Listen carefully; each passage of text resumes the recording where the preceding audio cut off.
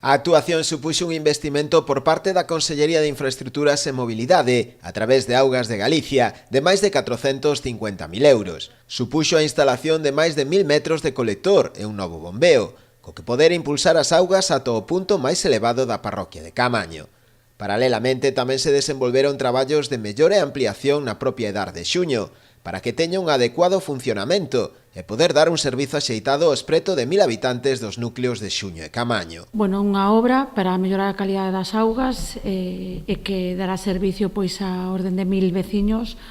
É unha obra que entregamos o día de hoxe ao Concello e, polo tanto, os veciños, animamos aos veciños a que se conecten a esta rede de saneamento, porque a depuradora de Xuño agora ten todas as garantías para cumplir a calidade das augas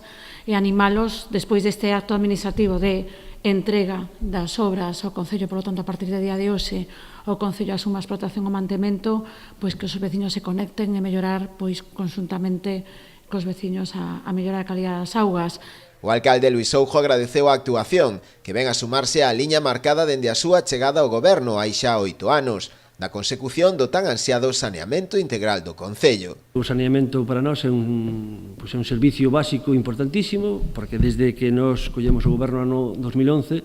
Porto do Son, eu digo sempre que me preguntades, o digo porque Porto do Son vive de dous pilares fundamentales, un que é a pesca e o marisqueo e outro é o turismo. Aproveitouse tamén a xuntanza para falar do inminente comezo das obras que se realizarán na Edar de Loreto, que permitirán mellorar os sistemas de xestión telemática no control do efluente da depuradora, así como avanzar nos proxectos para dotar de saneamento os núcleos de Queiruga e San Pedro, que pasa pola construción dunha nova depuradora nas inmediacións do Río Maior.